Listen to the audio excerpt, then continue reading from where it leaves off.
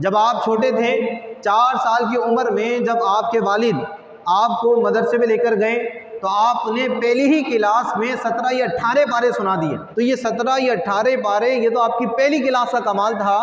پھر جیسے جیسے آپ کی کلاسیں بڑی ہوں گی، جیسے جیسے آپ نے علم کو سیکھنا شروع کیا ہوگا تو آپ اندازہ کر سکتے ہیں کہ وہ علم کی کتنی معراج پر پہنچ چکے ہوں گے. پھر انہوں نے اپنی والدہ ماجدہ سے یہ درخواست کی، یہ عرض کی کہ میں مزید علم سیکھنا چاہتا ہوں. تو پھر آپ کی اپنی والدہ کی اجازت سے آپ بغداد شریف کا رخ کرتے ہیں. وہاں پر وقت کے بڑے بڑے محدث، بڑے بڑے عالم، بڑے بڑے علماء، بڑے بڑے فقہاء سے آپ نے علم حاصل کیا.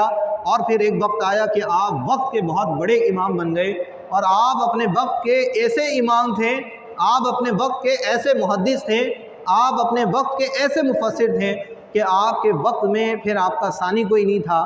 پھر آپ ہی زیادہ علم والے تھے، آپ ہی زیادہ شہرت رکھنے والے تھے. تو آپ کے مجمع میں عوام الناس کے ساتھ ساتھ علماء کی بڑی تعداد آتی تھی، اور وہ آپ کے صحبت میں آ کر آپ کے فیوز و برکات حاصل کرتے تھے. آپ سے تعلق رکھنے والے لوگ آپ کی کرامتیں مختلف انداز میں دیکھا کرتے تھے.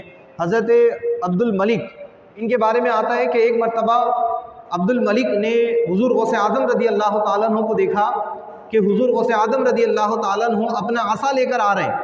تو حضور غوث اعظم رضی اللہ تعالیٰ عنہ جب اپنا عصا لے کر آ رہے تھے تو عبد الملک نے اپنے دل میں یہ خیال کیا، انہوں نے یہ سوچا کہ آج تو شیخ صاحب کوئی اسی عصا کی کوئی کرامت دکھا دیں، اسی عصا سے کوئی برکت ظاہر ہو جائے.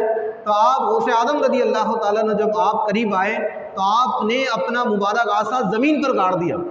اس زمین پر اپنے عصا کے گاڑنے کی برکت تھی کہ وہ عصا انتہائی روشن ہو گیا، وہ عصا انتہائی روشن ہو گیا. جس کے بعد آپ نے فرمایا کہ اے عبد الملک، تو یہی چاہتا تھا کہ اس عصا سے کچھ دکھایا جائے، اس عصا سے کچھ کرامت دکھائی جائے. تو حضور غوث اعظم رضی اللہ تعالیٰ عنہ جہاں علم و عرفان کی عظیم بلندیوں پر پہنچے ہوئے تھے، وہیں آپ کرامت کی دنیا میں شہنشاہ اور بادشاہ کا مقام حاصل رکھتے تھے. آپ بہت بڑے باکرامت بزرگ تھے. آپ کا علم ایسا تھا کہ آپ نے ان کے دل میں پیدا ہونے والی بات کو جان لیا کہ اس کے دل میں یہ خواہش پیدا ہو رہی ہے کہ اس عصا سے کوئی واقعہ رونما کیا جائے، اس عصا سے کوئی بات ظاہر کی جائے. تو آپ نے جب وہ عصا زمین پر گاڑا تو وہ عصا روشن ہو گیا، اور عصا کے روشن ہونے کے بعد آپ نے کہا کہ تو یہی چاہتا تھا. تو یہ حضور غوث اعظم رضی اللہ تعالیٰ عنہ کی عظیم کرامت تھی.